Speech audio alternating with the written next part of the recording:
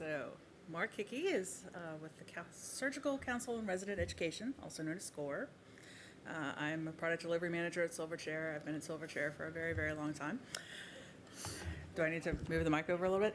Okay. And we are here today to talk some about the value of user testing. Lots of us in this room are responsible for building websites, maintaining websites, enhancing websites, and we have a lot of notions of our own about what these sites should be for your users. But is that really what the users want? That's the question. So Silverchair built SCORE's site, current site for them a few years ago. We reached a point where, getting ahead of myself a little bit, but where they needed a new look and feel, some new direction. So they decided to talk to their users about what do their users want. So who are your users, Mark? It's a good question. So our site has currently about 5 different roles, and they are broken up in a variety of different ways in terms of access, in terms of demographics. Our largest user group is surgical residents.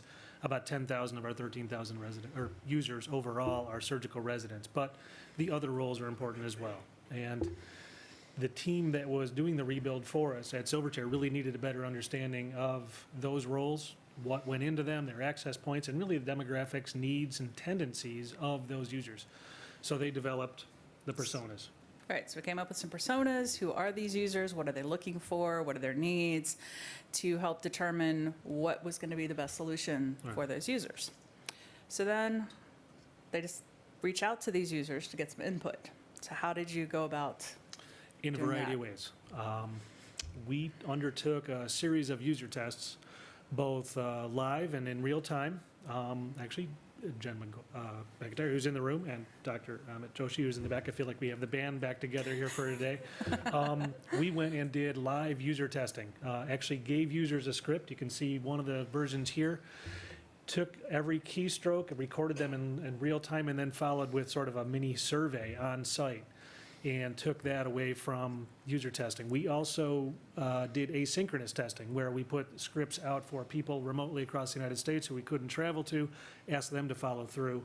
We put out a series of other surveys to other roles, collaborators, board members, advisory group members. So really we had a pretty much full encompassing approach to user testing, but it occurred on a lot of different levels. The real-time user testing with the script you see here, where we actually captured their keystrokes and interaction, was probably the most helpful, but all forms of the user testing were ended up being fruitful. All right. What kind of responses did you get from? I would say across the board it was positive to us. Like all of you, if you have a site, if you have content, you have a narrative, if you will, in your head of how people interact and go through that content. And we had those perceptions as well. In fact, there were certain pages within our site, resources, browse pages in particular, that were driving our rebuild.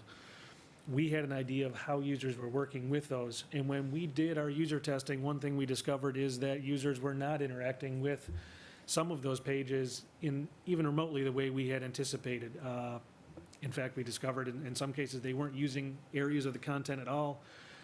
In other areas, they were navigating through sections of our site in ways we hadn't anticipated. And it really changed our narrative and really changed the priorities for what the rebuild were. And may I add to all of this is that this was done over many, many months, and we'll get into the sort of iterative steps, but analysis took a year before our rebuild commenced in the ones and zeros. And I can't speak enough to the idea that a long analysis really paved the way for a successful rebuild. A year is a long time. A lot of that is work that probably doesn't show up in the bottom line. It isn't necessarily funded by either group. However, the end product probably paid for that many times over because we didn't do a lot of rework, and the time spent in user testing and then validating the user testing really paid off. So the feedback we discovered fell into 3 general areas. That was improving the information architecture. How's the site organized? How do people make their way through the site? Is there a mobile app?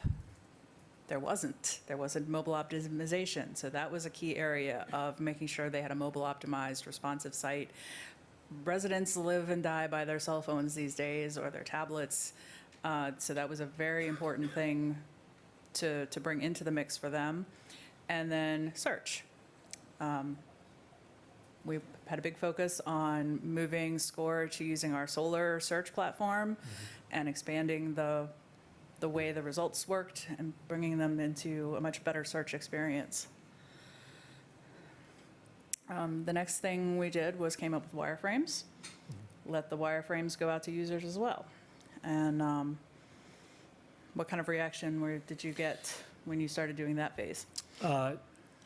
What the wireframes allowed us to do is focus more on the user answers in a more defined way. And we essentially gave them parameters. By doing the user testing first, we knew what the overall scope of things we were going to address encompassed. By doing the wireframes, we came back to those same groups in many cases and said, okay, now we've given you the wireframes, we've really narrowed down the discussion, does this work for you? And overwhelmingly, they like the wireframes. It also allowed us to be much more specific in some of the details in those wireframes, phraseology, titles. It really narrowed their scope, which was great coming out of it. So the wireframes were positively reviewed. They gave everyone a good idea what the site was about, and again, narrowed their conversation so we weren't hearing things out of left field again, like, we want more unicorns on the site. Nope, we're not doing that now. We're down to just these screens that we've all identified as the priorities. And we did manage to work in a couple unicorns and puppies, but by and large, it kept us on just a smaller number of screens to work with, and that really sped production forward. So we have a bit of a before and after. So we have the original site, and then the new site where you can see both how it looks on a desktop and how it looks on your phone, being able to bring in a unified look and feel that worked for both kinds of devices. So then when we had the site built, before it rolled out and was finally live, there was also a round of beta testing. Did that validate the kind of decisions that had been made? Absolutely. We knew that there were certain user groups going in that primarily worked on desktop. Our administrative users, our faculty users, whereas our residents were the ones focused on a mobile solution. So providing this mobile solution to just the resident role really worked out the best. We do have administrative screens that honestly don't work at all well in the mobile view, but we know those users aren't going to be shrinking and twisting and trying to get them on their phones because they never work. Assignments Yes. and They never work in view that mode, reports. so we didn't have to build Right. screens for them in the mobile optimized environment, and that helped out a lot. So beta testing really validated what the previous steps had shown us was the path, and we followed through on the same path. We made a few more tweaks towards the end, but again, the whole process narrowed everybody, focused everybody down onto what we needed, so that when we got back to beta testing, again, people weren't looking for out-of-scope solutions. They weren't asking for things that were unrealistic. Everybody had already a considerable amount of buy-in, which made them feel a lot more comfortable with the process as well. So then what was the ultimate reception after we launched the redesigned site? This is the non-traditional answer. There was silence. That's good. In our Right. world, people complain or they praise, and you don't want the extremes. We didn't have many of either. People were overwhelmingly supportive of the site, but we didn't get a ton of compliments, but we also didn't get very many complaints. People moved on with their business. They liked it. They found it easier to use. We reduced the number of options at the top of the page, you can see, and we made their job easier.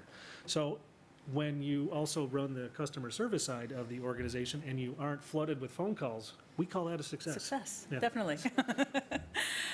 So this just shows how investing in that user testing step can really bring a lot of success to a project, and Silverchair helped with scripts, helped with doing some of the testing. We can be involved in that. Our user experience designers love to hear user testing as something that our clients are interested in, and it really helped SCORE get to a good place with their new site with a minimum of headache. And a much more intuitive, easily navigable site as well. So we're very happy. Great. That was it. Thanks.